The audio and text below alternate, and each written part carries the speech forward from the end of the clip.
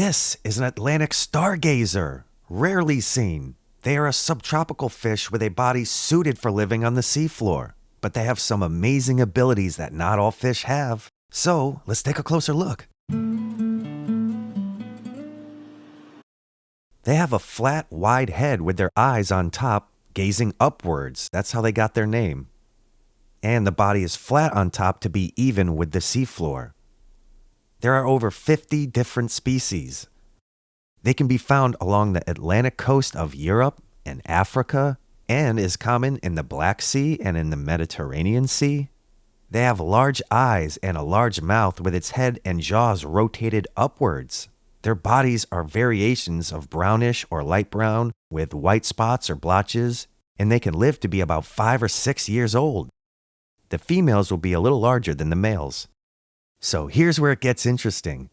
They are one of the few fish that are capable of bioelectrogenesis, the ability to generate an electric charge. Stargazer species that are adapted to shallower waters could deliver around a 10 to 20 volt shock, enough to stun a shrimp or a small fish. But other species living in deeper waters with bigger prey to deal with, they could deliver up to a 50 volt shock that leaves their prey disoriented and easier to obtain and devour. And that's for feeding, but it's also used for protection. If a large predator fish comes swimming close by and they can see them coming, they can emit a burst of electricity that the predator fish could feel, which gets them to leave the area and then leave them alone. That is such a huge advantage to have above all other fish, for protection as well as for feeding.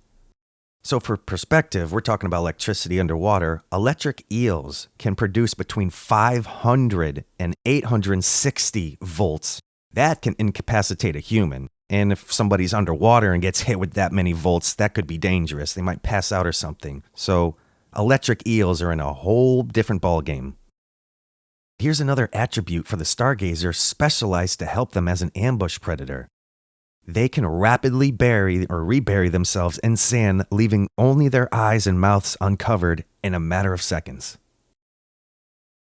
Disguised in camouflage, buried in the sand, they will lie motionless until a suitable prey swims up close to it. Then they'll chomp down, sucking the prey right into their mouth. They have a specially adapted vertebral column that allows them to bend their body up 60 degrees when they do this lunge attack.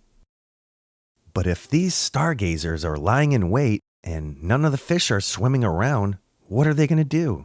If they're hungry and they're waiting for their prey and nothing's around, what are they going to do? Well, some species of stargazers have a long, stringy strip of skin that they can use as a fishing lure. They'll poke it out of their mouth and wiggle it and attract their prey right up to them. It's a small strip of skin that protrudes from their lower jaw that they can extend and retract it to tempt in hungry fish. That reminds me of alligator snapping turtles. Their tongue has a worm-like appendage on it too that they'll use to lure in their prey right up to them. And the strike of these stargazers is lightning fast. Very impressive, and they rely solely on their vision while hunting. What makes them poisonous, they have 2 large spines that are set just above their pectoral fins that can produce venom. Although it won't kill you, it is extremely painful. Kind of like the barbs on the catfish's side fins. So if you don't know where they are, I wouldn't recommend ever trying to pick up these fish. Well, I hope you enjoyed this information and educational video. Because these fish are solitary and rarely seen in the wild or swimming out in the open because they like to stay buried, and when changing spots they can quickly rebury and resubmerge themselves within moments, it's possible that you've never seen or heard of them before. Have you? I'll see you on the next one.